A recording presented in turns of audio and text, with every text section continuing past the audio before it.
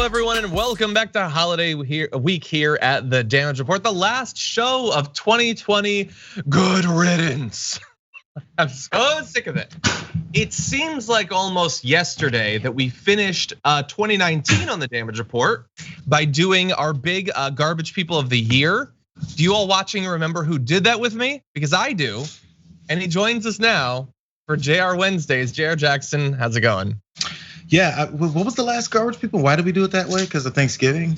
I think it was, no, you closed out 2019. I think again, because Wednesday was like our last show of the year. And if I remember correctly, you chose Mitch McConnell, I think. I can regularly choose Mitch McConnell every day. That's the hard part, is you gotta find some variation besides Mitch McConnell and Donald Trump. Those are two easy winners every time. Yeah, pretty much always. And how much longer can Mitch McConnell last in government? The dude is a billion. We'll see. Maybe there'll be a Christmas present for us. Oh, but to that end, we've got two special things for you. So not only is Jayar gonna do the Garbage People of the Week, we already did our 2020 Garbage People of the Year. That's a top 10 that I did with Francesca Fiorentini, which is available now to our YouTube members of tier 2 and tier 3. We're gonna do our Garbage People of the Week to make sure that you get Garbage People. And actually, I'm gonna have to remember at some point to get the garbage can.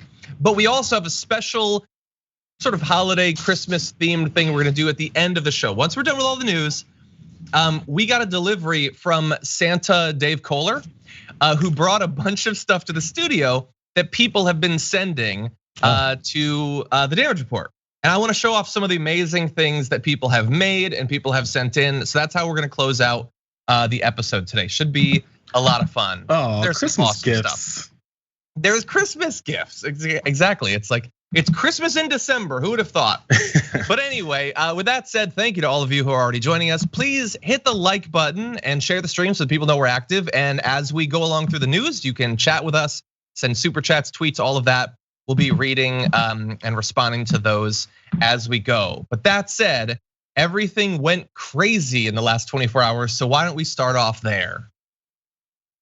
Yesterday, we had a stimulus deal, and it was gonna be passed, and the government was gonna be funded, and everything was gonna work really smoothly. And then Donald Trump, who had this to say in a video he uploaded to Twitter. Despite all of this wasteful spending and much more, the $900 billion package provides hardworking taxpayers with only $600 each in relief payments, and not enough money is given to small businesses. Congress found plenty of money for foreign countries, lobbyists, and special interests, while sending the bare minimum to the American people who need it. It wasn't their fault. It was China's fault, not their fault. I am asking Congress to amend this bill and increase the ridiculously low $600 to $2,000 or $4,000 for a couple.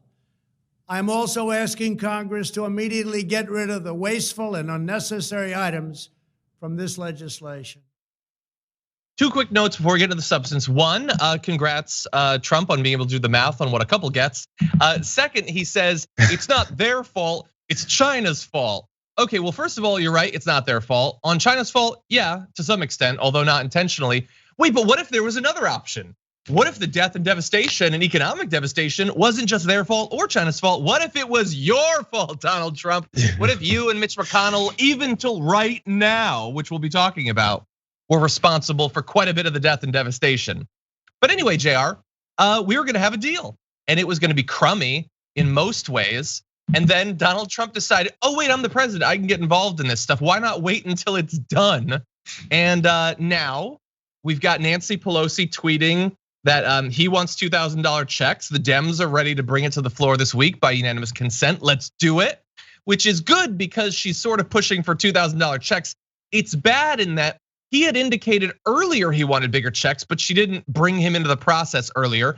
She could have advocated for $2,000 checks, but whatever. If this is what it takes for her to be strong, at least her and Chuck Schumer are now unified. Let's do the Trump thing and do the $2,000 checks. Yeah, so now the divisions, okay, this is speculation. The divisions now are beginning to be formed within the Democratic Party about should we go along with this because Trump came up with this now. Because apparently we didn't have the leadership in place to do it our damn selves. So we have to get a Republican, wild-eyed, lame duck refusal to accept loss president to make the case for you. This is the weakness of of establishment Democrats.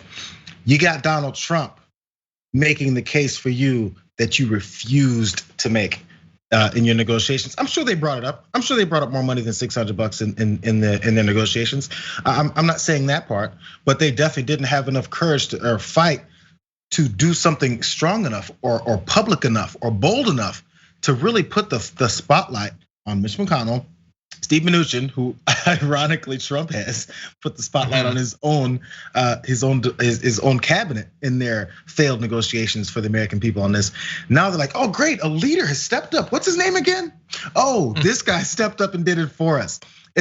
So now there's gonna be folks, I think, again, my speculation, that are concerned about that look, and they just might oppose it strictly because they don't want to look like they're having to follow Donald Trump's lead. I'm fine with it. Again, like, when the checks were going to be contingent on his stupid name being scrawled on them, I'm like, the important thing is that people get the money. If he needs this to stroke his ego, whether it's the signatures or indeed what's happening right now, which I think has much less to do with him authentically being worried about the economic state of working families and more that he either thinks it'll help them in the Senate race, which is hopefully the thing that's gonna get Mitch McConnell to sign on to this, we'll see.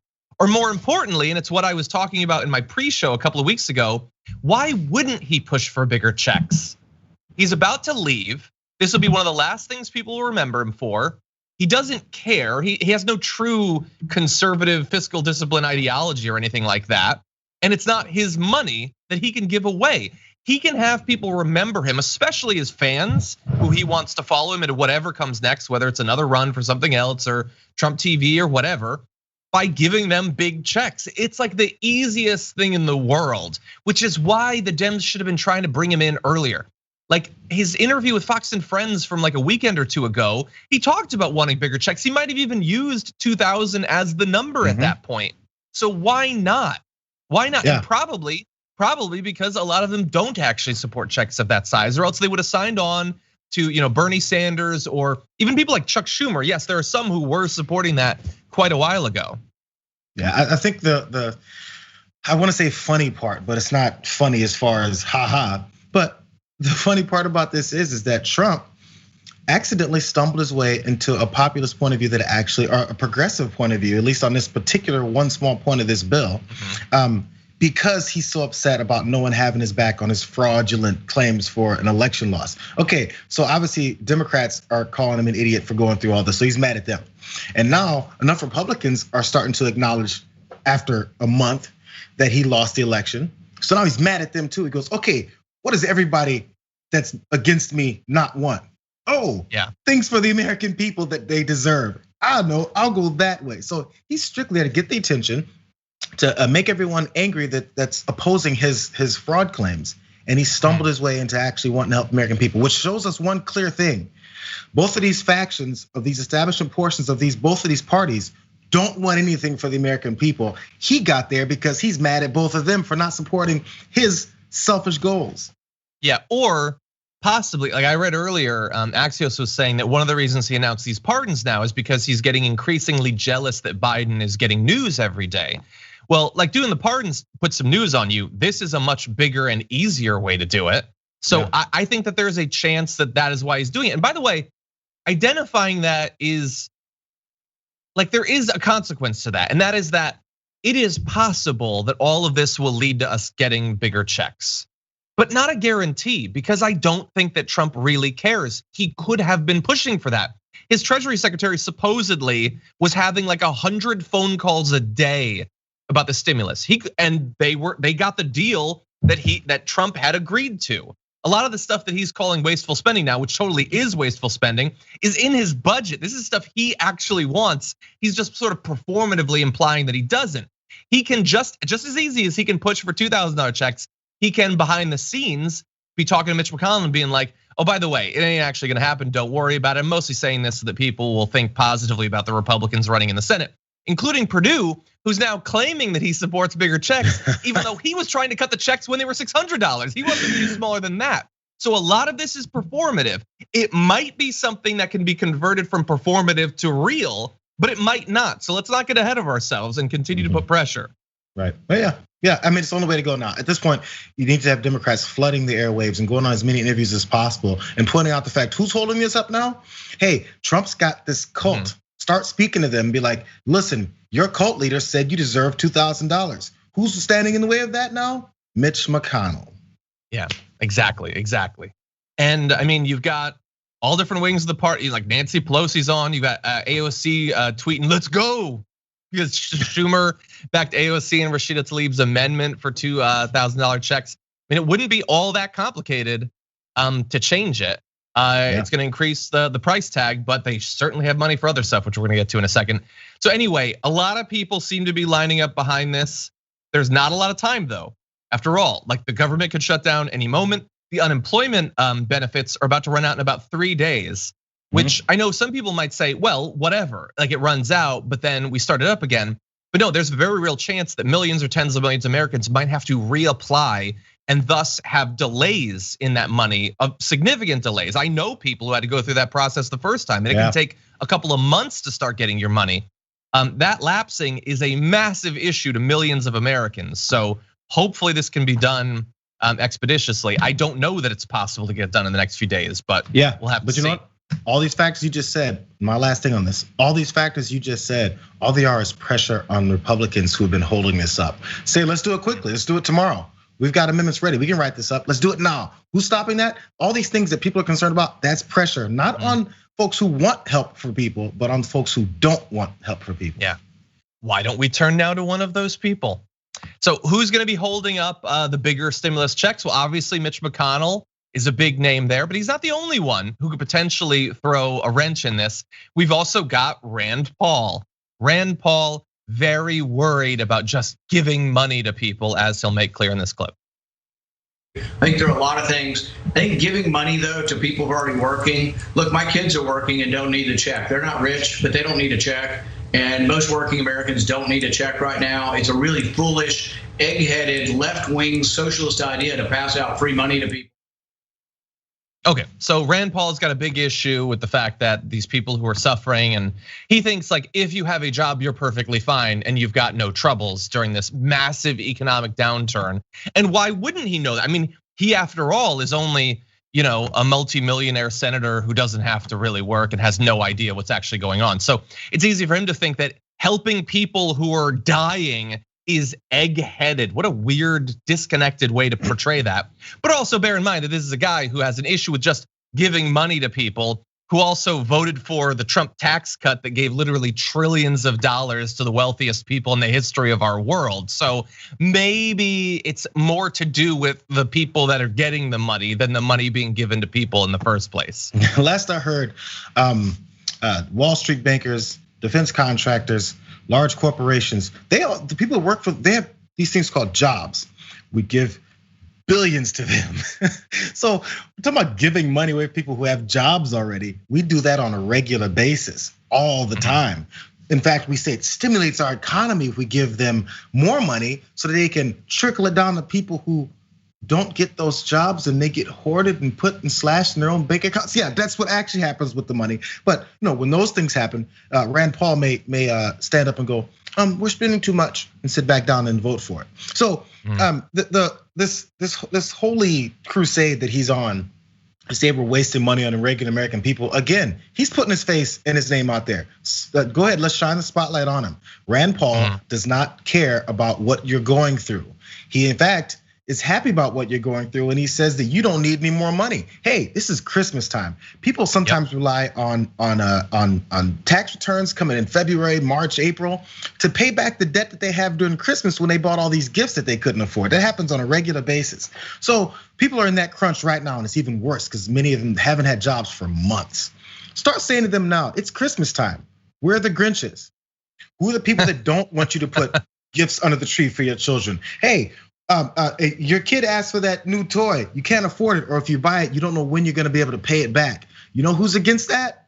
Rand Paul's against you having a Merry Christmas. Go ahead, just make it materialistic. They do it every time. They talk about freaking Starbucks putting Happy Holidays on cups. They made a crusade out of it. But we can't make a crusade out of people not being able to afford to live under a roof. This is crazy, man. It's way too easy. They're setting us up and we're not hitting home runs.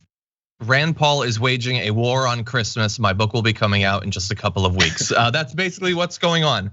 That's what's going on. And exactly, yeah, I know he had issues with the Trump tax cuts, but I guess in the end, I'll give myself a tax cut. Seriously, when people support themselves getting money, I don't care at all about the conversation around the edges for it. It's their own economic interests. He's totally fine with trickle down economics. Why don't we get some like trickle up economics? Because here's the thing, at the end of the day, we're still a capitalist society. So when you give the money to people who actually need it, they will then spend it. It's gonna end up in the pockets of the rich someday. Why shouldn't we at least temporarily benefit before that happens? Let's add a middleman. And the middleman and the middlewoman is suffering in America these days. Let's let them get a little bit out of the money before it ends up going to Jeff Bezos and Elon Musk and whatever at the end of the day. It's definitely gonna happen. People are suffering. Anyway, it is not just Republicans who are potentially going to be advocating against Trump's last minute audible on the stimulus checks. We also have Amy Klobuchar, who I believe was endorsed in her presidential run by the New York Times. He or she is responding almost in real time on Rachel Maddow to Trump calling for much bigger survival checks. I kept thinking tonight, well, these pardons are an attack on our very democracy. This is an attack on every American. People who are struggling to get by right now, out of work, the unemployment is going to basically end the day after Christmas if this doesn't pass. We need the help for the states to get the vaccines out. And he is literally undermining our entire effort on testing and vaccine distribution. This was a hard fought negotiation. Of course, you're right. Democrats were pushing for more funds for the individual payments. But in the end, this was a negotiation. And he knows very well we're reaching the end here with the unemployment, with our small businesses can't take it anymore. One Yelp study early in the year showed we were having 800 small businesses close a day. And there's over $300 billion to help small businesses in this bill. It is the second biggest stimulus in the history of America. And for him to turn this down, obviously we have the votes to override his veto in the houses. We have those votes. But he should not be doing this right now when his own Treasury Secretary, Steve Mnuchin, was involved in the negotiations from beginning to end. He is literally trying to burn this country down on his way out, as I said at the beginning. And all we can do is push and make it very clear as we go into these Senate races in Georgia, Rachel, which party has people's back and which party is in the White House. Well, I think a weird way to get across the message that you're the party after all that has people's backs is for Trump to at the last minute, the Republican, to say the check should be bigger. And then for you to do what Amy Klobuchar is calling for, which is literally to override the veto to make sure that people get smaller checks. That's a weird way to convince people that you actually have their back. Whether you think that Trump is being authentic or whatever, and it's not that she's 100% wrong. There are concerns about not passing this fast enough and the government shutting down and the unemployment insurance lapsing and all of that. But she's calling for overriding his veto, which would mean it would be on the Democrats then that the checks are smaller. It's already kind of on the Democrats. The long, hard-fought negotiations she was talking about include any number of times where Nancy Pelosi has sort of willingly allowed the final bill to be much smaller than it could have been.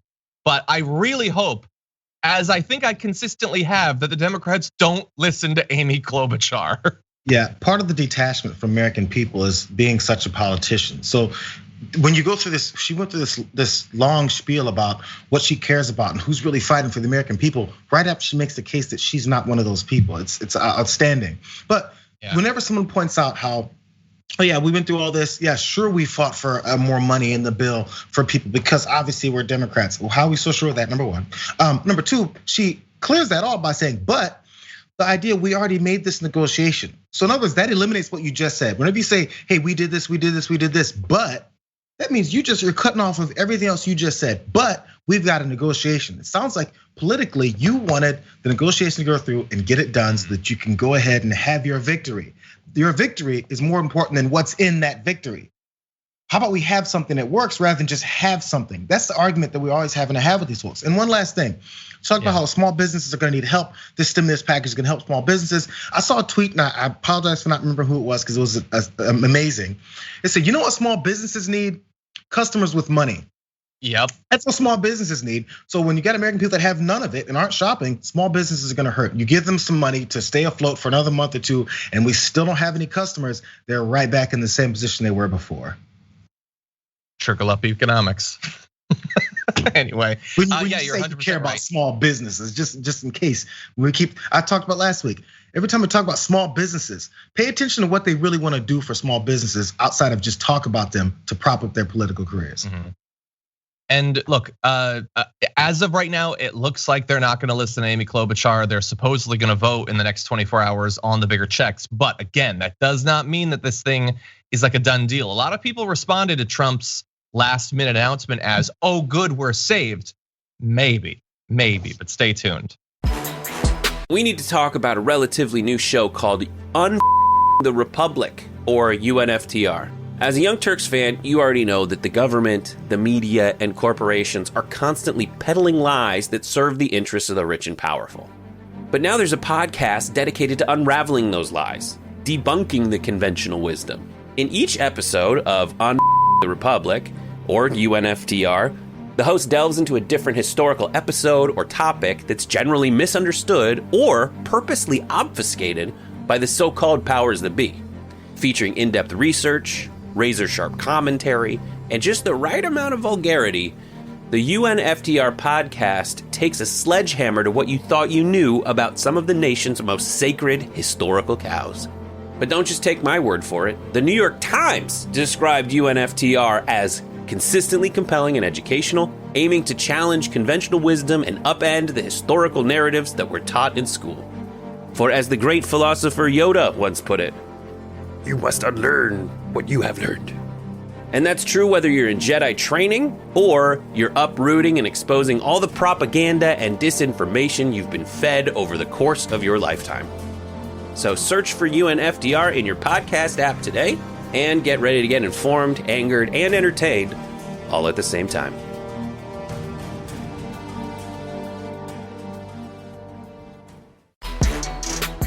Mike Pence was speaking at the Turning Points USA thing because they take them seriously. And he had this to say about what Democrats and progressives want to do to America. They want to make rich people poorer and poor people more comfortable. Yes, he got it. Okay, moving on to other news. No, but he's actually right there. Now, he goes on to try to say that we instead want to make everyone richer. Well, okay, that's what you're saying. But what are you doing? What has your party actually been doing over the past few decades? Does it really seem like their priority is making working class Americans richer? I would say the results prove against that idea. But Jayar, what did you think about Mike Pence's argument? It's such an easy, first of all, his gold line, got him. I mean, those people want to help you from, first of all, not once to, he didn't go for the normal steal from the rich, give to the poor thing. It was, he wants to make poor people more comfortable. Okay, let's go with that line. Hey, everyone out there that's uncomfortable after a year-long, damn near year-long pandemic with job losses, personal losses, everything like that happening to you. You know what? Are you uncomfortable right now? The Vice President of the United States, the outgoing Vice President of the United States loves that. In fact, he's upset that we're trying to make you more comfortable. Not comfortable, more comfortable. Still not comfortable yet. He's upset that you're not completely uncomfortable and on the floor crying and wincing in pain and wondering when where your next breath is gonna be pulled from. That's what he's happy with. And in fact, he's doing that to help billionaires. Yeah, billionaires that are just fine. Who are you voting for again and why? It's just simple. They're saying it out loud. Or they've always said it out loud. They just said it with a little bit more care and more veils over their hatred. But now it's just blatant and it's out there. Yeah, 100%. Yeah, and they cheered after that. But anyway, yeah. Look, it's not that I personally want to make the rich poorer. I would say that I am perfectly willing to do that and think that it's a prerequisite for a more just society. I definitely want to make the poor more comfortable. I definitely want that. I don't know why you wouldn't want that. Seems like a good idea. But look, Mike Pence is not gonna find a message like that coming from someone like me, a godtheist, is not gonna convince him that we should care more about the poor. I did, however, find a book that seems to agree with me. There's just some great quotes in it. I love a good quote like, but when you give a feast, invite the poor. That was Luke. Whoever gives to the poor will not want, says Proverbs. Whoever has a bountiful eye will be blessed, for he shares his bread with the poor, says Proverbs again. Proverbs was really big on making the poor more comfortable. Let's see. A righteous man knows the rights of the poor. A wicked man does not understand such knowledge. Wait, Mike Pence, which are you? Are you righteous or are you looking a little bit wicked these days, actually?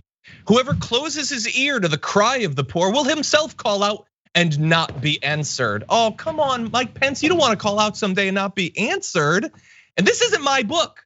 I don't think it's magic at all, but you think it's a magic book. Maybe you should read it from time to time. It's really big on the whole making the poor more comfortable thing. I would actually say that if we were to really summarize Jesus's whole shtick, it was really about making the poor more comfortable.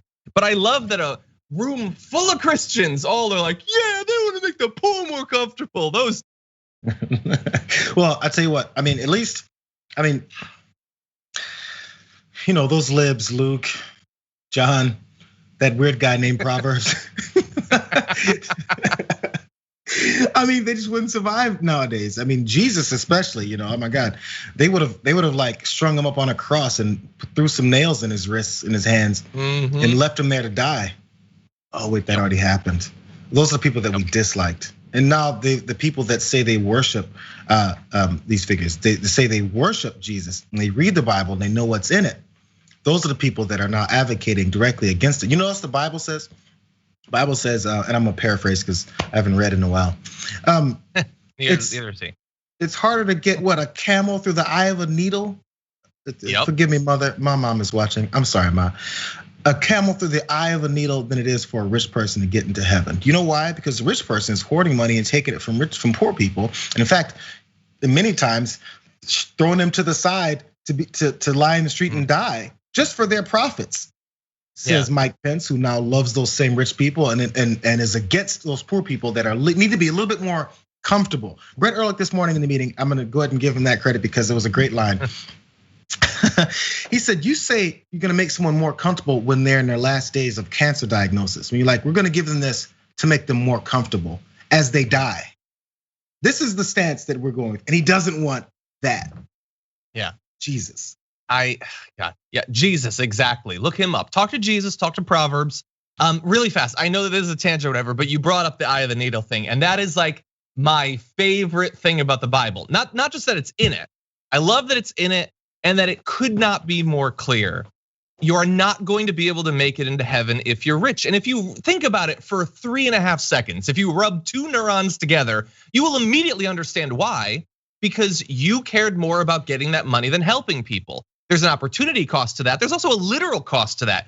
You could have done good things with that money. If you're Jeff Bezos, you can do virtually anything. Everything that you then don't do that you could have done is on you. That's true for everyone, but for the rich far more because they have more resources. So if you hoard those resources while people suffer and die or are uncomfortable, then you're gonna pay for that. It could not be more clear. But one of my favorite things about some Christians is the efforts they will go to not learn that lesson. So when it comes to the eye of the needle, you can look it up. There is this long argument about why it doesn't mean that. And no, actually, like if you look at historically, there was a gate, and yes, it was small, but like hypothetically you could fit through it. So all they're saying is that it's like harder and you have to be like a little bit more vigilant. Like they work so hard to ignore what is obvious. It's there, go look it up. It's like falling down like a Wikipedia rabbit hole. The efforts they go to not learn what is abundantly clear. Yeah. And again, I'm not a Christian, but it's in your magic book. Go take a look at it. Yeah, the Bible also talks about how people that are fake Christians, especially like pastors and people who proselyte, who go around and preach the gospel, but don't live it, and in fact trick people into giving them their money so they can get rich off of them and using the word of God and your entire religion in order to make your life better, your own personal life better. Those are the folks that are the first thrown into the pit. They're the first ones thrown into the pit. You know why? Because they fooled enough people to think that Christianity is something that it's not. That's why. Exactly. And those people are stacking up constantly more and more and more right in front of our faces.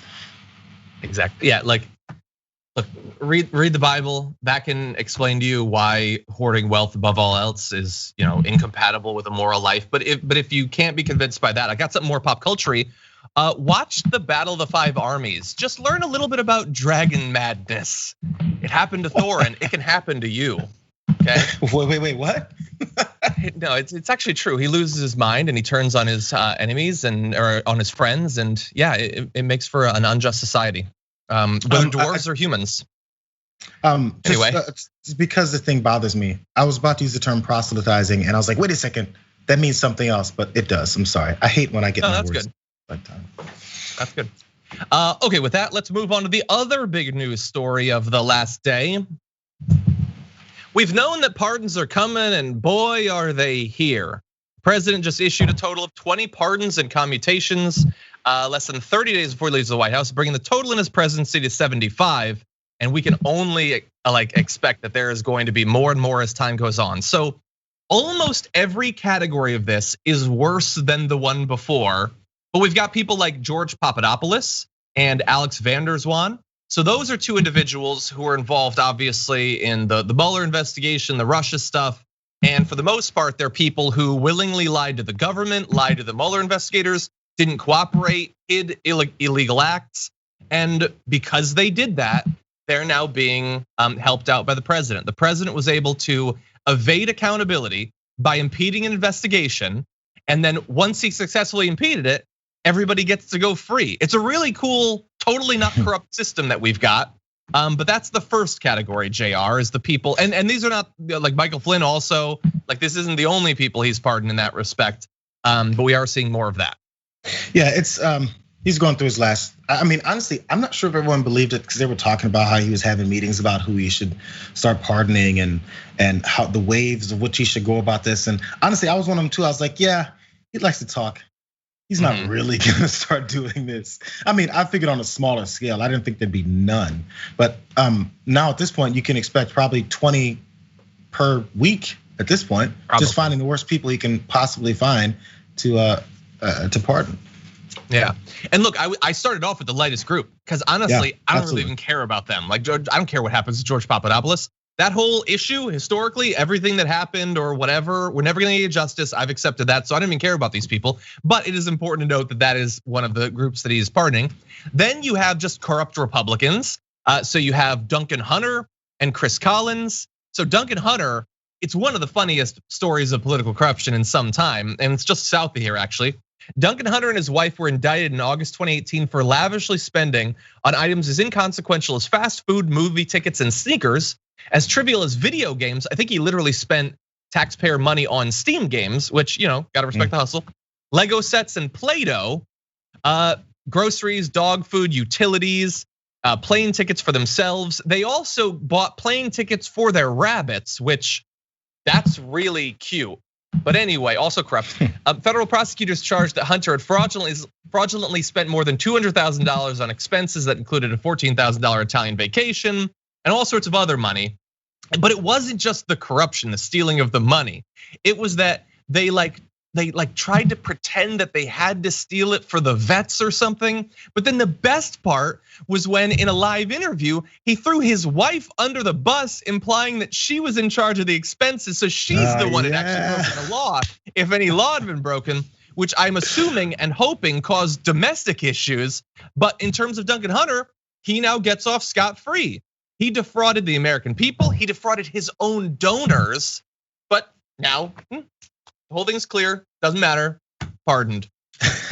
Well, now it's off to the next. Again, I would, if he's gonna do it anyway, I would just love to hear from his own face some of the reasons behind this, because he's gotta defend it now. And we haven't even, as you pointed out, the list just grows as the more deplorable and disgusting people that he put on this list of pardons that we're gonna get to. But I would love to hear him come up with some kind of jumbled reason as to why Duncan Hunter deserves a pardon.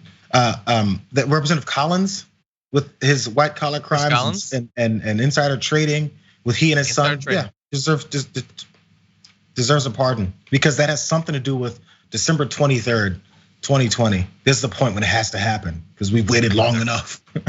He's been put through too much.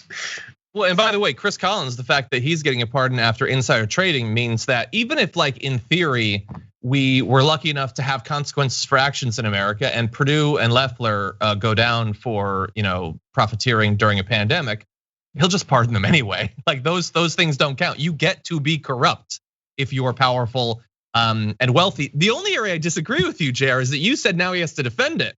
No, he doesn't. He can do whatever he wants. It is madness. Like, there is a case to be made for pardons in some cases. You could do just things, but most of the time they don't. He doesn't have to actually explain this. It's done. They're pardoned. He can pardon anybody he wants. He can pardon what's her face, Epstein's accomplice. He could do that if he wants to right now. He's got time.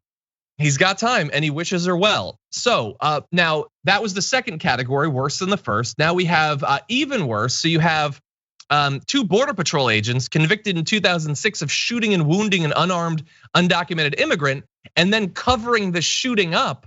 He commuted their sentences. So that's cool. And why not? This is candy. This is a peanut butter pie for his base.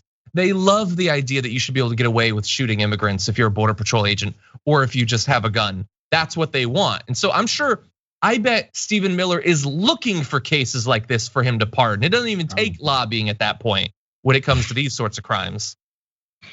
Yeah, I read really quick. There was a point also in this whole process. The way he's going outside of the normal, people lobby for these pardons. He's going outside of the normal protocol for even people trying to lobby for these kinds of pardons. It's just like, yeah, you know what? You may be Joe Schmo sitting in jail, and then they come and notify you, hey, the president has pardoned you. He's like, really, me? Why? I don't have anybody working for my case to get pardoned. It's like, yeah, you're a bad person, so that's why. That's all you need to know. Exactly, yeah. If you do certain sorts of crimes, and that's where we turn to the worst category for pardons. I think, as bad as the corruption, the shooting is terrible. But it has to be the war criminals. So we've got 4 Blackwater guards, Nicholas Slatton, Paul Slow, Evan Liberty, and Dustin Hurd, convicted by a federal jury back in 2014 after a lengthy trial that saw some 30 witnesses travel from Iraq to testify against them. Prosecutors accused the men of illegally unleashing powerful sniper fire, machine guns, and grenade launchers on innocent men, women, and children, just killing a ton of people in a situation that they should have never been in. Okay, now we're not gonna go super in depth because we've got a lot to cover, but you do need to know that at the time, it was described this way: in killing and maiming unarmed civilians, these defendants acted unreasonably and without justification. In combination, the sheer amount of unnecessary human loss and suffering attributed to the defendants' criminal conduct on September 16th, 2007 is staggering. And you can find out information about the victims and their family members coming forward. Kids were massacred for no reason. Whole cars of unarmed civilians that were destroyed by heavy weaponry that should have never even been in the area. But these are the sorts of people, like with those Border Patrol agents, the right loves cases like this. They lobby hardcore for cases like this. We're gonna have an example of that actually in just a second, but Jayar wanted to give you a chance to respond. So these war criminals, murderers, of course, are his biggest prize in this wave of pardons. But if we just saw just over a week and a half ago, the execution put place for Brandon Bernard for that murder he was a part of when he was 17 or 18 years old.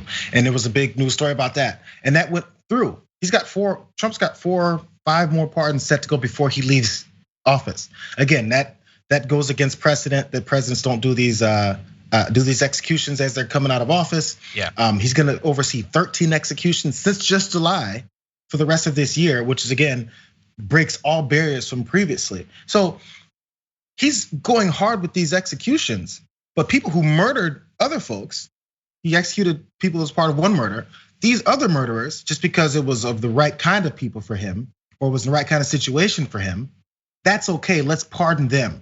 War criminals, and then normal criminals who are participating in murders here, let's kill them. Let's hurry up and get this taken care of. It's all political. Yeah. It's like politically I can look good if I pardon them, but politically I can still look good to all the people who hate, who want to say I'm a law and order guy and hate every person who is in prison now. So I can kill them but I can pardon these folks. It's not by mistake. Let's just put it that way. Yeah, I know some people might be thinking that, oh man, this is horrific. The idea that he can pardon these people and just expect that it's just gonna slide by and we're not gonna notice. No, that would be horrific, but this is worse. He doesn't want it to slide by unnoticed. He wants the right to see him taking people who go to the Middle East and murder civilians, border patrol agents who unnecessarily try to gun down immigrants and then try to cover it up. They want this. Like, it is very difficult. And I understand that this sort of thing, there are really hard truths that turn people away from politics, but you need to understand what we're up against. This is a movement that worships killers of particular sorts of people. Like, people in the chat I see are asking about a possible pardon of Kyle Rittenhouse. That is apparently not a possibility because as of right now, he faces state level charges and there's nothing Trump can do about that. If he could, it is possible. And maybe they'll find other examples of people like him. I don't know. Like, imagine are there federal charges against the militia members that were trying to kidnap the governor of Michigan? No. I don't know. But his side loves this. They want to see it. I want to give you an example of this. This is not just a thing where it's like 4chan will be excited or Breitbart will be excited. Here is one of the people on Fox News ecstatic about the news as it was announced. I would note also the Blackwater contractors, and if you look at that story of Raven 23 and how it was misconstrued against those guys, God bless the president for having the courage, which a lot of other presidents wouldn't do, to pardon those men, those veterans who were there defending diplomats, put in an impossible situation. Let me just add one more thing if I can. No, they were supposed to be defending diplomats. They chose to put themselves in a position and then react in a way that is unconscionable, killing unarmed civilians, destroying children. The idea that there should be no consequences for that is a position that only people like Pete Hegseth, who, by the way, this is not the first group of war criminals he's advocated for. A couple of years ago, Trump pardoned another war criminal who went to the Middle East, killed civilians unnecessarily, willingly, totally not even in a combat situation, just murdered someone that was being detained. These are the sorts of people that they lift up. They want killers. Like there's just no equivalent. Like there's nobody we worship on the left for the violence they inflict on groups that we oppose. That's just not how we approach the world. But that is the way a significant portion of the right approaches the world. They don't just oppose documents. They want violence and brutality against undocumented immigrants. The whole thing about the cops, the social movement that we've seen this year, we've been horrified by the violence of the cops, running people down with their cars, brutalizing people. The right has loved every bit of that. Like, you really need to understand that we are going to try to accomplish our goals, but we are going up against people who would love to see us brutalized. If somebody busted into TYT Studios right now and started shooting, you don't think there'd be people on the right that'd be happy about that? I know that's dark. That is a very dark place, but that is 100% true. And it's happened. Let's keep it real, where people advocate for that stuff. Again, you brought up the militia members who wanted to kidnap the governor of Michigan and execute her on camera. So again, we didn't hear anything about how he's condemning them and how could they, and anti-American, they're called patriots. These are the folks that we call patriots. This is what they think patriotism is for this country, because there's kinds of killers. The ones that support their agenda are patriots. The ones who don't are criminals. It's just somehow killing is this thing that we can put into two different lumps. And it's okay when you just do it indiscriminately, as long as you're part of Blackwater and you're in a foreign country, killing people who you don't think deserve to exist. That's okay. And one more thing. So Pete Hegseth said, "Thank God bless him for doing this." There's God again popping up again. How does God have anything to do with blessing someone who is pardoning people who murdered innocent people? Is God a part of that? Which part of the Bible said that? And then God said, murder those Middle Eastern folks because they don't matter. Which part of God has to do with this?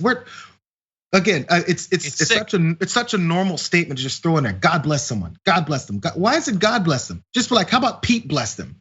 Pete Hegseth bless them, because you're the bad guy who's endorsing this type of behavior, not God. God's not speaking here. Yeah, it ain't my God, it ain't my religion. But you can say we need soldiers for national security, and I'm glad about that. Whatever, you can do that. You can't say that God would sanction literally any of this. Certainly not the New Testament God, at the very least. You think that they were in a difficult situation? They could have not been there. They could have not been in that situation. They could have not pulled the trigger. And you might say, well, they were scared for their own lives. Okay, I think that Jesus might have expected you to take on some personal risk rather than killing unarmed children. I think maybe that's what Jesus would have landed on.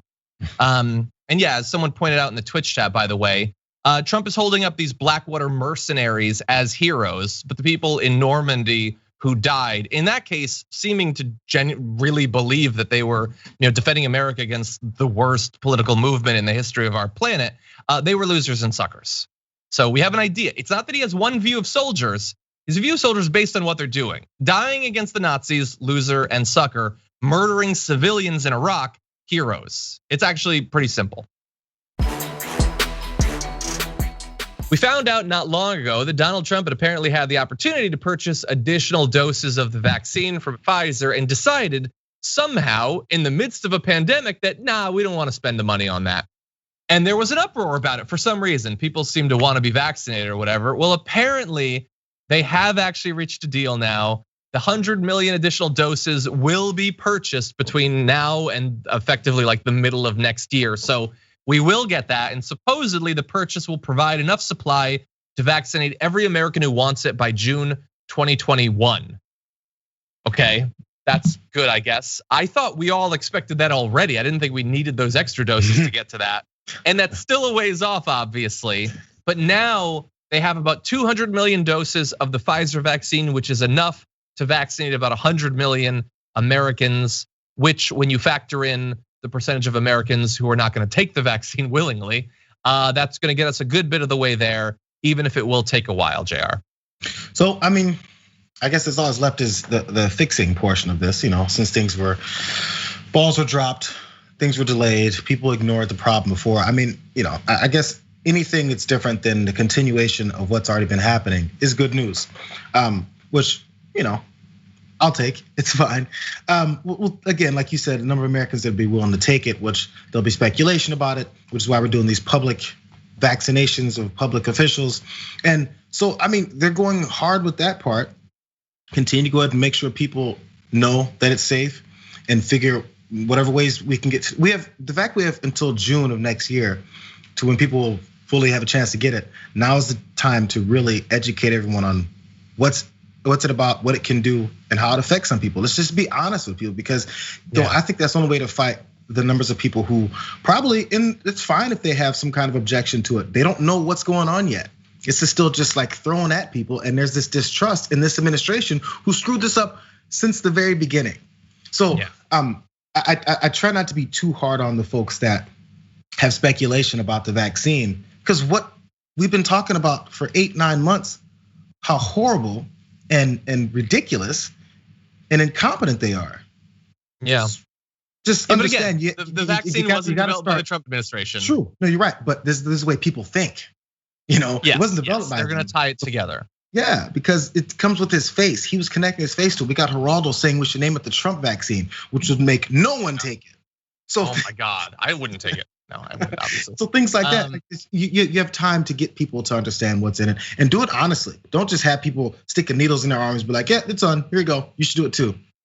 I'm just saying, because I'm worried about the number of people getting the vaccine, because that'll be a problem if tons of people don't.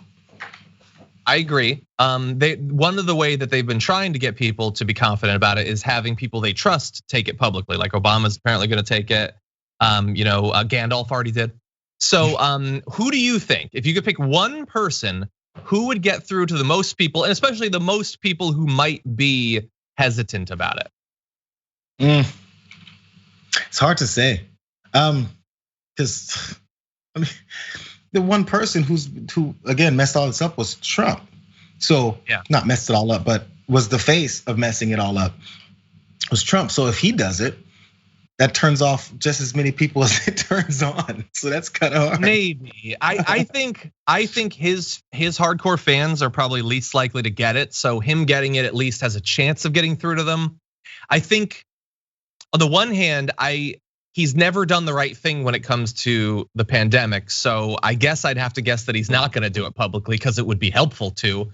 On the other hand, Trump, if you're watching this, and I know you probably do watch this, think about it. Everyone would cover it and they'd say how like serious and presidential you are. They'd be speaking nice about you. Oh God, how great would it be, Trump? Come on, go get the vaccine, man. Anyway, that said, I do want to update you on you. So we give the bad numbers on the pandemic a lot here on the damage report. I have a good number, I guess. A total of 614,117 doses have been administered to Americans as of today, according to the CDC. That figure accounts for both the Pfizer vaccine as well as Moderna's, which obviously is a much smaller percentage of that. But we are closing in. We've passed 500,000 Americans who are now vaccinated. Again, it doesn't mean that they're 100% protected. It doesn't mean that they're immediately protected. And you still do need to take this seriously, particularly if you're not one of those 500,000 people, as I'm assuming literally everyone watching this is. Honestly, if you've gotten the vaccine, please leave a comment because I imagine nobody's watching has. That said, the number is increasing every day. We are doing the right thing. It's just on us to be as responsible as possible with the time remaining in this pandemic. Yeah. It's again the release. It sounds like it's the release of the new Bronco next year or something. Like it's coming out in June of 21, and you have to like wait until you get your opportunity. And lastly, my last very thought on this is also once people those 614,000 who've already gotten it, continue to social distance, continue to wear your masks. Yeah, people are gonna start thinking this as the Superman vaccine, and suddenly it doesn't affect anyone. Again, let's go back to the beginning. This is a virus that you pass on. So if you're walking around still with any kind of antibodies, you're passing it along. It's just calm down. Yeah, no matter what happens, continue to socially distance. People are not the answer to any of your problems. Stay away from them. Anyway, let's reset really fast. Really bizarre update on the pandemic. Did you know that up until very recently, there was apparently a place in the world that was safe from the pandemic, but that has come to a close on Sunday. The General Bernardo O'Higgins Riquelme Base, a Chilean research base located on Antarctica's northernmost Trinity Peninsula, confirmed that 26 Army personnel and 10 civilians working as contractors on the base tested positive with COVID-19. The outbreak comes after at least 3 people tested positive for COVID-19 on a military vessel that had been supplying logistical support to the base between November 27th and December 10th, which means that even Antarctica has COVID. Like we apparently couldn't figure out that you need to be very careful about the things you're sending to these people who are away from everything. But now it's there, and a bunch of people have COVID. No, and there's probably there was probably some sense of comfort in seeing how isolated they were, and makes it even easier. So I mean, again, it's if we just follow the way that we know things work, even if it's things like this, we can help at least to some degree. That it kind of sucks because it felt it seemed. I feel like Australia was one of the countries as well. It seemed like something that was like a comfortable feeling, even though it's not happening here. It was like at least somewhere. But I mean, a lot of Australia is doing quite well. I know someone who moved to Australia from LA during this, and they're full casinos. You don't have to wear a mask or anything, but it's actually safe. Yeah, that's true. Safer than Antarctica apparently, or at least at that particular base. Of course, everybody in Antarctica is isolated from others. The positive that I would guess is that if they do get the vaccine there, it'll be very easy to keep it cold enough. So they do have that. But anyway, we still need to be careful. I'm hoping like the space station. Is there still a spot that humans live that doesn't have COVID? That is an open question at this point. Pinkerbell Pixie in the Twitch chat says, if they pass it to a penguin, I will cry. It's like the last thing the penguins need, honestly. COVID being introduced to Antarctica or polar bears. Either way, leave them alone. They've been through enough. Anyway, okay. Sorry, what were you saying? No, the question comes, John, you brought up polar bears, and obviously you have a lifelong connection to those animals now. So the question is, would you put up with what you had to put up with the fear of polar bear attacks, just for the sense of not having to deal with the thought of COVID being around for maybe like a month? You gotta live amongst polar bears, but COVID is not there. It's possible that the remote island we were on, Svalbard, I wonder, have there been cases of COVID in Svalbard? That is an interesting question. I don't know if it has it.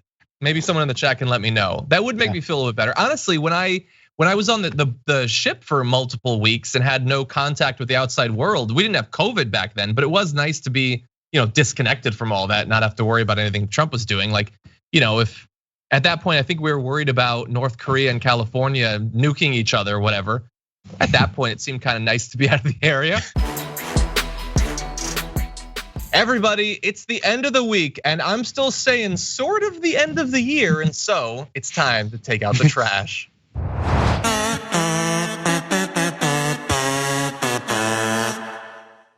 Get off my backs. It's the last garbage people of the year, no matter what. I don't care. Anyway, we've got some garbage people out there. Jayar, who was your garbage person of the week?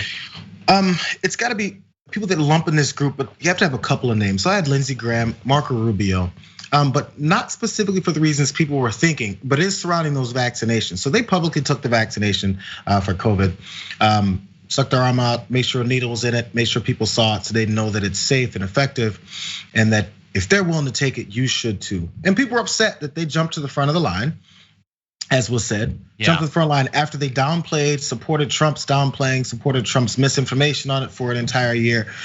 Went through all this, but they're the first to get it. And I think some are even upset at Kamala Harris for saying, yeah, I think everyone should get it. My beef is not that they got it, because I think they should. Because especially the irresponsible people like them who've done and their actions, honestly, is what I'm more concerned with. Because if they don't get the vaccine because of how irresponsible they've been, they can still spread it. That's the whole point, right? That is true. It's not. And they have. It's not so we can see them die or something, the way some people say. Because by the way, they won't. They're gonna get great care. They all did.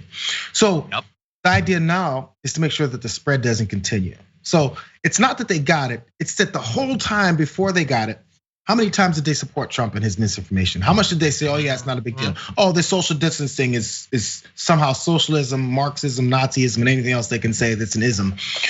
And that mask wearing is absolutely ineffective. They went through this the entire time or supported people who did. So if you said nothing while your president was saying it, you supported it. Keep it real.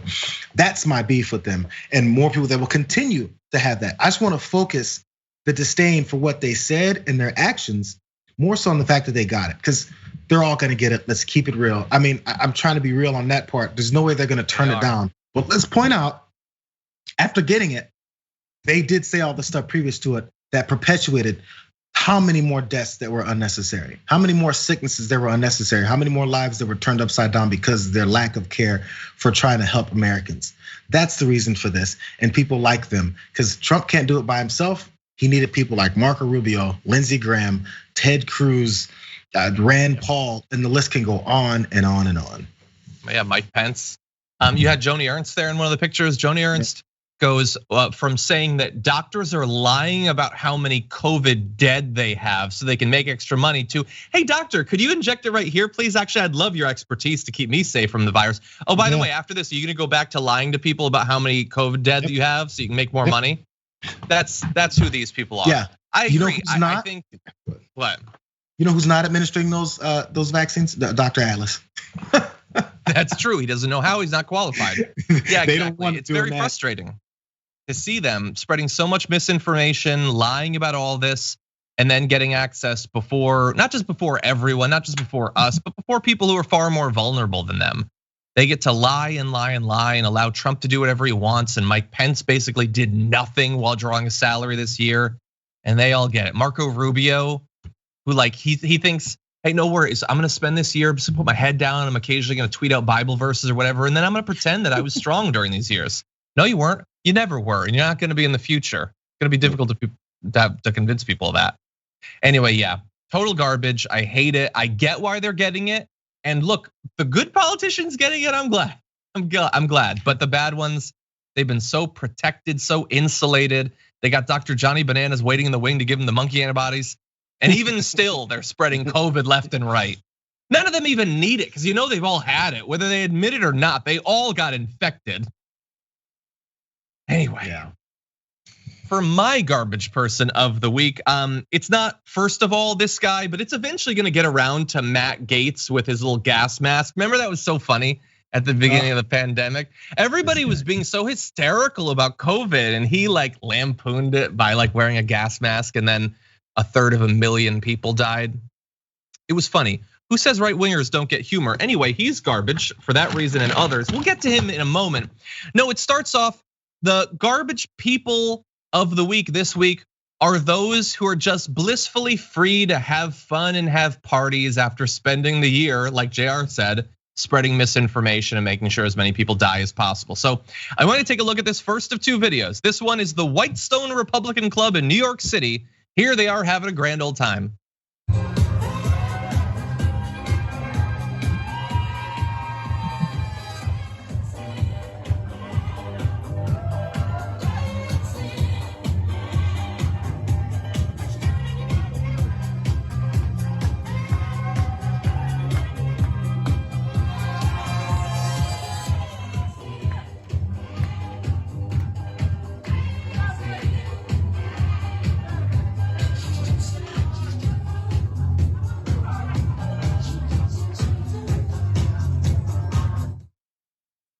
Okay, so a couple things about that video. First of all, is it the lamest party ever?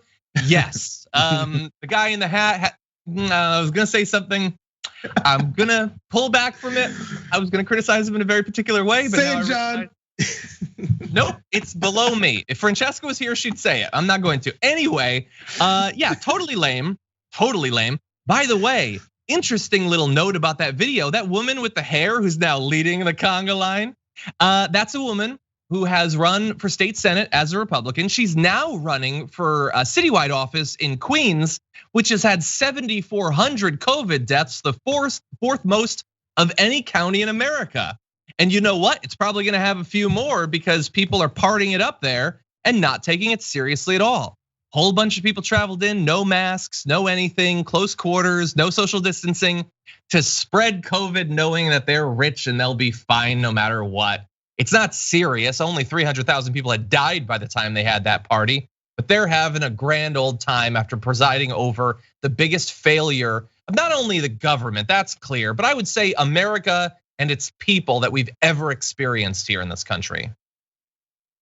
Dance it up. I think your first thought is the first thing everyone thought. Who wants to be at that party? That's the party that you're willing to spread COVID around for? That's the one? The hat. I'm just gonna say that. I'm just gonna say the hat. I'm not gonna say it. I'm just gonna say the hat. Anyway, that's not the only one, of course. You've also got Matt Gaetz, who started off the pandemic. Let's go to the full screen of that image. Yeah, wearing a gas mask on the House floor because he thought it was so funny to joke about the fact that people were worried about this. Remember, this is when they were all saying it's just the flu. You don't hear that so much anymore, huh? That little talking point. They seem to have moved on from that after it killed 10 times as many people as any year with the flu. Well, he's having fun too. Here he is partying it up.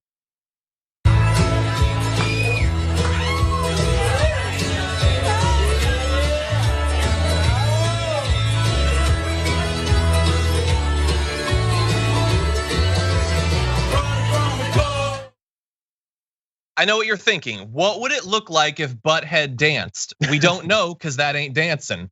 But anyway, there he's having fun, and why shouldn't he? I mean, he's only an elected official. He only spent the entire year doing absolutely nothing to stop his constituents from dying, and plenty of people in his district have. But he doesn't care, and he's certainly not grieving after the worst year of our lives. He's having fun and he's dancing again, no masks, no socially distancing, inside, freely spreading COVID and all of that. They're having some fun as we close out this year. That's what I'm trying to figure out though. Is he gonna do a public vaccination as well to let everyone know they should get the vaccine and that it's safe and effective? Because these are conflicting actions now. I just wonder if he's gonna do it. If he doesn't, okay, then it means he's being consistent. I just wonder if he's going to. With him, I honestly don't even care. Oh God, I just can't wait for him to eventually lose or become the Republican nominee. And why shouldn't he? He's like the pure distillation of all the worst parts of their party. Anyway, those are our garbage people, but we're not the only ones who count here at the Damage Report. We've also got you. And so every week we do two things. First of all, we ask you for suggestions for garbage people and you provide those. Obviously there was much less time for that here. But then we have you vote. And the way that you do that is by heading over to the community tab on our YouTube channel. And let's see, many of you did, almost 7,000 even in this half week. And here's who we've got. So our number 5 garbage person of the week, as determined by the community, at 4% of the vote is Betsy DeVos for telling career staffers to hold up Biden's agenda, and also possibly to get those war criminals pardoned because, of course, they worked for her brother who headed up that mercenary company. But anyway, number 4 at 5% of the vote was Sidney Powell for facilitating Trump's efforts to undo the election. That was great work there. Number 3 is Ron Johnson at 12% of the vote for blocking relief and peddling conspiracies. And in a couple of weeks, probably trying to challenge the results as the senator on that side of that whole deal. Number 2 is Michael Flynn at 25% of the vote for calling for martial law. That's always fun. Remember, he also got pardoned too, and then called for martial law for the guy who pardoned him. It's a great grift. But with more than 50% of the vote, number 1, Republicans for stopping COVID relief and then getting vaccinated. So they sort of agreed with Jayar there. Oh, yeah, that one sort of went with you, actually. Hey, I just, I just put my finger in the air and I can read the will of the people. I can read the will of the people. Anyway, those are the garbage people of the week. Thank you to everybody who voted. Now that said, before we close things out, I just need a couple of minutes because these are the holidays and you all have been in a festive spirit indeed. Thanks to Santa Claus, who is actually Dave Kohler. He delivered some presents that you all sent to the studio, and I wanted to thank people for doing that. So first of all, coming from Alex, the Punch Dragon, sent in this ring that has a tiny little dragon embedded in it. How nice is that? Little dragon there. Let's see, we had another dragon coming in. Sent this dragon, little dragon standee. Add that back there now. The dragon nice motif. Dragon. The dragon motif is growing. I enjoy it. People like dragons. Dragons are everywhere. Let's see. Okay. One of the coolest things is when people send in things that they made. So we talked not long ago about someone who worked literal iron to make these awesome bottle cap openers. But here, Julie, longtime listener, makes these awesome tumblers. And this one has not only a sword, but also a dragon coming out of it. How cool is that? Jeez. That's really awesome. Thank you. Things like that, I'd be afraid to use because of how fancy it is. Like so much, I can tell so much work was put into you. Like if I drop this or if I spill something the wrong way on it, maybe I shouldn't put it in the dishwasher. No, these are not dishwasher safe. I'm very worried I'm gonna forget that in 2 years and then wash it, but we'll see. Okay, there's 2 other things. So first of all, Rob Shively sent, this one is not dragon themed, but I think as soon as you see it, you're gonna realize that it is very awesome. It is Captain America's shield. Oh my God. How cool is that? It's I'm not shiny saying too. that I'm Captain America. I'm just saying I'm slightly more Captain America than I was before Rob Shively's gift got to the studio. There is no way that at some point Cenk Uygur is not gonna pose with this in a picture, by the way. He can't wait. But anyway, I want to hang on the wall of the studio. How cool is that? Wait, what's it made of? Can you tell us? Is this? I want to know like the material this is made of. It's like a thick plastic. It's not vibranium. I can confirm that. I've thrown it across the room, and it didn't take out the Nazi I was throwing it at, unfortunately. But it is very cool. It's made of a heavy plastic. It is pretty heavy though. If somebody does rush in, I don't know if that will protect me, but I will be hiding behind it. So anyway, and the final thing, by the way, thank you again, Rob. The final thing was sent by the Quilting Dragon.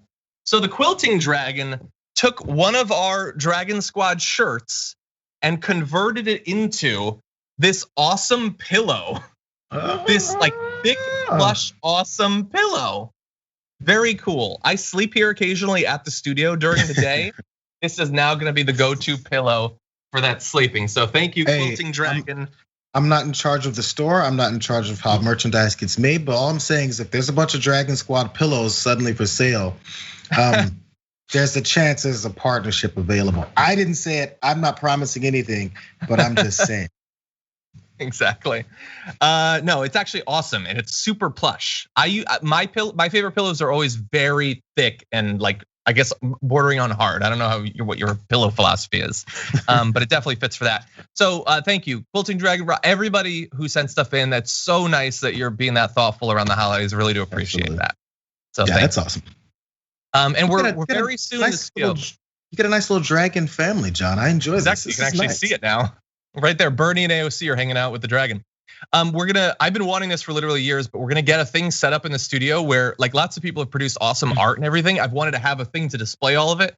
We're gonna have that soon, and maybe right around it we'll have the shield and we'll have Emma's jersey. It's gonna be pretty cool very soon. That's dope. Anyway, thank you again, everybody. And finally, thank you, Jayar. Happy holidays. Thank you for joining us for the final Jayar Wednesday of the year. Hey, it's been wonderful. It's the final Jayar Wednesday, so we've eliminated that next week whole thing. Is that what's going on? No, it's still gonna happen. I'm just sticking with it. Anyway. I mean, it's very easy. You could come next Wednesday and be like, and Jayar, and there's a blank spot, just because I was told. That almost happened today. You got there like 3 seconds before we went live. But anyway. Nobody needs to know the magic that goes behind the scenes for this. You brought it up. Anyway, Jayar, thank you again. Have a good one. Absolutely, thank you guys, love it. Excited to be joined once again on the program by the founding editor for Mediaite, Colby Hall. Welcome to the program. Thanks for having me. Glad to have you here. I saw that you recently wrote about Deborah Birx, who's been a really interesting figure in the last year. And she apparently is considering, regardless of what happens with the Biden transition team, she's apparently going to be retiring after that, right? Yeah, the story that came out, she did an interview with an outlet called Newsy, which we covered. And basically, Deborah Birx revealed that she was willing to help the next administration, the Biden administration, with the sort of new version of the coronavirus task force, but that she had every intention to shortly after the Biden administration got all the help that they could get from her, that she wanted to retire. And the reason that she gave was that she didn't love the treatment that she and her family had received shortly after Thanksgiving. Mostly by the media and of course the sort of predictable kind of naysayers on Twitter. The story was that she, during the holidays, it was reported that she went to a second home of hers in Delaware with her family. And of course it was sort of lumped into the stories of Gavin Newsom's dinner at French Laundry, the Austin's mayor's, telling his constituents to stay home from a condo in Cabo. So she was looped into, this hypocrisy. It's not clear that that's entirely fair. It appears that she's putting her house up for sale. And then she actually sort of revealed in this interview that, her family has not been immune to the same stress, depression, and frustrations that we've all felt amid this sort of self-quarantine lockdown, really strange, spooky, and surreal time. And she made it sound like less that she was like angry at her treatment and more that like she kind of needed to take care of her family because she's the primary breadwinner and it was a tough time. But she's sort of something of a controversial figure given the last 9 months of the coronavirus task force. Yeah, and look, I certainly imagine it's been rough, being a public figure like that. She's had less of a distance between her and Trump than Dr. Fauci has for a very long time, but there's still probably a little bit of that. I imagine that she's probably been getting death threats on a daily basis for the last 6 months or so. That said, one thing that I wonder that didn't come up in that as one of the potential reasons was, I forget if it was Axios or who, but a couple of weeks ago they were saying that she was apparently angling to try to, like Dr. Fauci, move into the Biden administration, but that the word was that she was considered too toxic and that the American people don't necessarily trust her. Have you heard anything about that as a potential factor? I read the similar report, and I don't know any insight as to exactly what her ambitions were. I will say that, I will be more charitable with her and say that, after the last 9 months of being in the Trump administration amidst this horrible pandemic, I don't blame her for wanting to step down and retire. That said, it immediately begs the question of what is Dr. Birx's legacy, right? Is she someone that was sort of like the public health expert that helped save lives by reiterating the importance and the severity of this issue, or was she something of an enabler to President Trump and his crazy? I mean, his dangerous, crazy herd immunity. I suspect that she would argue that, predictably, that she would say something like, "If I weren't there, it would have been much worse," and that's true. But that overlooks the fact that she could have very easily been public and said, "Hold up, red flags. You don't want to know. Here's what's really being saying." And I think DC rewards a craven set of operators who are unwilling to take chances and risks. And I think that's what she is. I mean, I think she swallowed her tongue. She didn't say her bit when it was most important. And now I think her legacy is as much a Trump enabler as it is, a public health expert at a time where we really need smart public health experts. Yeah, I think she will be remembered most for sort of just existing, and we don't know exactly what she did behind the scenes, but in terms of publicly speaking out against either Trump individually or the administration's response or Mike Pence or whatever, I didn't see a lot of that. But one thing that she did say early on that I'm always going to remember is she talked, and this was in just the first few weeks of the US version of the pandemic. She talked about how Trump, like you only have to explain one medical or scientific thing to him once and he gets it. Like nobody gets it as fast or as easy as him. He understands it better than doctors. And I remember at the time being blown away by that. And I assumed she's gotta be a crazy Trumper if she's talking about him in that way. But she doesn't, in hindsight, really seem to have been to talk about the guy that would go on to promote hydroxychloroquine and talk about UV lights and bleach in those terms. Strike me now as one of the most insane parts of the pandemic from a public relations point of view. Well, I mean, exactly right. Well, don't totally agree with that. I will say that sort of as I kind of alluded to earlier,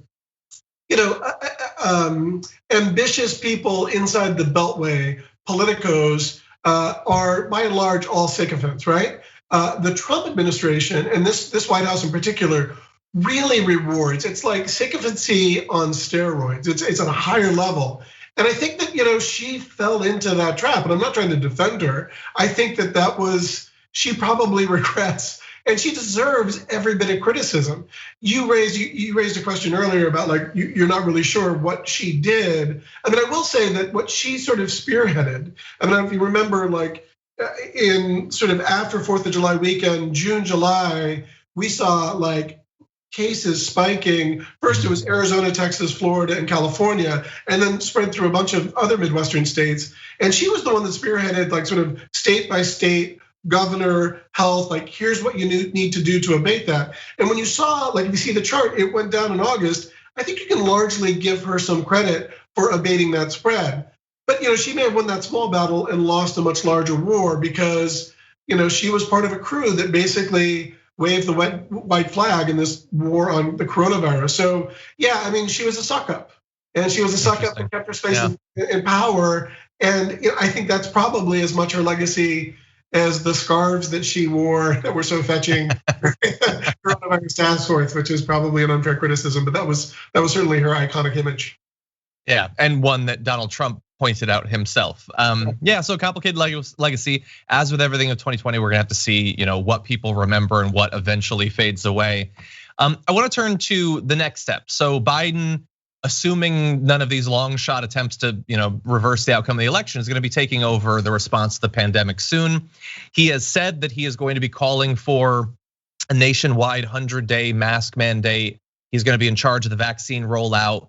So what I'm curious from your perspective, in terms of the media coverage of the government's response to the pandemic, it's no longer going to be Trump's thing. It's going to be Biden's thing very soon. Where do you see Fox News going from here in terms of how will they greet any of the big Biden efforts to fight back against this thing? They will fight it tooth and nail. I mean, it's fascinating cognitive dissonance. I will say, to correct this tiny thing that you said, Biden said that he was going to mandate mask wearing in all the federal locations that he could allow it. But more than importantly, I think he's going to model that behavior. And he's going to basically say, we're going to do that. And something I've noticed over the last 6 weeks or so, there has been this low-level mocking of mask wearing on Fox News that has largely gone away. I think since the Trump rallies ended, you see less mocking. You've seen a pivot from the mocking of mask wearing to the lockdown and the closing of local businesses. And Trump is, Fox News has really embraced a populist movement, and they are genuinely, well, not genuinely, they are concerned about the sort of these people who are going out of business. So I think as Biden inherits this, for lack of a better term, show of the next 3 months, and we're going to see continued surges and continued body counts, and you're going to see governors that are going to try to lock things down. you're gonna continue to see this populist agenda of like, you can't lock us down. That's no good. It's completely divergent from what are public health risks. So there's a bit of a dissonant thing, but anything that they can use, regardless if it's true and real or based in reality at all, to criticize the Biden administration, especially on their opinion programming, we will see that ad nauseum. I mean, we've already started to see that. And that's, in that way, Fox News is kind of well positioned for the Biden administration because it's much easier for them to be contra Biden than it is to try to defend the Trump administration. So that opens up an interesting possibility. I'm very curious about your opinion on this. So obviously, they would be consistent in opposing most of what Biden might propose to do to try to fight back against this. What I'm curious about is they've, as the cases have gone up and as the deaths have gone up, they've seemingly month by month cared less and less. Like we're passing 1/3 of a million, they barely even acknowledge that it's happening. So does that mean that like if there are a lot of cases and a lot of deaths, in theory, I might have assumed they would knee-jerk use that against Biden? That look at him, he's presiding over this big failure. But will they be able to do that while criticizing anything to stop it from spreading? So I watch Fox and Friends every morning to try to sort of like find these sorts of inconsistencies, and it's great social anthropology. It's created like I'm a very cynical and skeptical and angry person as a result very often. They did a year-end recap of Fox and Friends, the year 2020. Didn't mention anything really in that whole recap about like the 300,000 deaths, and there was a show like the daily death count passed 3,000 for the first time. Didn't even get mentioned on 3 hours of Fox and Friends. Wow. And obviously because it reflects poorly on the Trump administration, or so they think. A reasonable person would say that they are too shameless to pivot to counting death tolls under the Biden administration because it's clearly something that he inherited. But shame is not something that factors into the calculus of the rundowns of Fox and Friends and other opinion programming. And so what I suspect you say is it won't be as clear as, what they'll say is like, there's now 5,000 daily deaths. Under Trump, it was only 3,000. And sadly, there's a real lack of critical thinking out there. Many of whom these people sort of watch, it's all so stupid. It's all so dumb. And so yes, it wouldn't shock me at all. You and I would say like, how could you reasonably criticize increased death toll under Joe Biden? That would make no sense. Fox opinion hosts will say, watch us do it. And reason and facts don't matter. It's all, sadly, it's funny, it's all about feelings, right? Like for a political argument that says facts don't worry about your feelings, Fox opinion program is all 100% aggrieved about how their identities are being canceled when really they're just being held to account.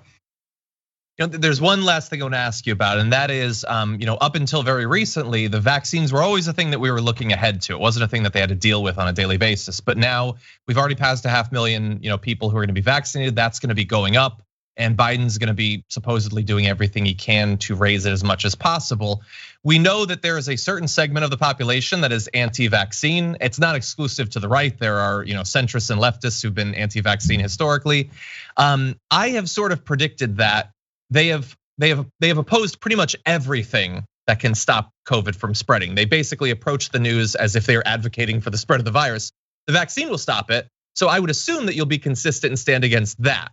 But they have presented the vaccine as a solution to all the problems. We don't need to do these other things because we'll be able to be vaccinated. The only evidence I have so far is a couple of nights ago, Tucker Carlson did a segment about the vaccine where he criticized the rollout of it, criticized the fact that celebrities are talking about getting it. It's this whole glitzy PR thing and everything. And he says he's pro-vaccine. It's not the same as saying don't get the vaccine, but they've been so against everything. Do you think that there's a chance that they will turn against the vaccine at some point?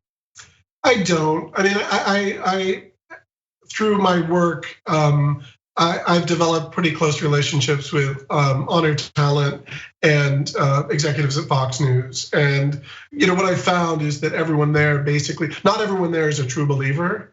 In my experience, they're more interested in selling soap, ad revenue. I don't think two things. I don't think anyone there really believes that they would turn anti-vaccine. I think that's way too far. And if they did, they know that they would be reasonably crucified by every reasonable person, particularly, the non-crazy set of the GOP. I mean, believe it or not, there's still a large section of Republicans who privately, sort of admit that Trump is a joke, and a lot of what.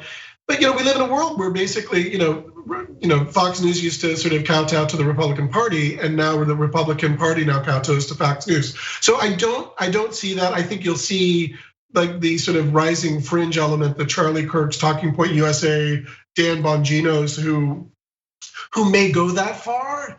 But I think they also know that like Dan Bongino wouldn't do that because he'd very easily risk losing his place on Fox News. So, but you know what? Lower your expectations and never get disappointed. So, let's hope that that's not the case, because it's the vaccine only works if people take it. Exactly. Yeah, I hope that you're right, because none of these right wingers are going to be listening to my opinion on the vaccine on whether they take it. But maybe if Tucker Carlson gets it, some of them will. So I hope that I am off base.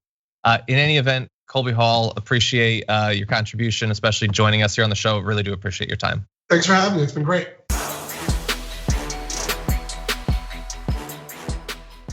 Thanks for listening to the full episode of The Damage Report. Support our work, listen ad-free, access members-only bonus content, and more by subscribing to Apple Podcasts at apple.co/TYT. I'm your host, John Adarola. I'll see you soon.